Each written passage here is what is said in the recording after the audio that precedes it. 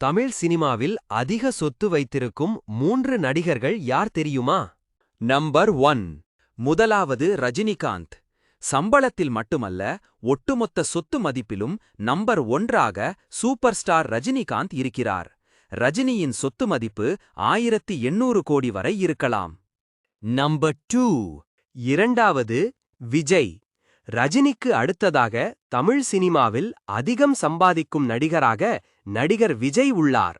Rolls Royce, சொகுசு bus, சொகுசு பங்களா என ஆடம்பரமாக வாழும் இவரது சொத்து மதிப்பு 1500 கோடியை தாண்டும் என்கின்றனர்.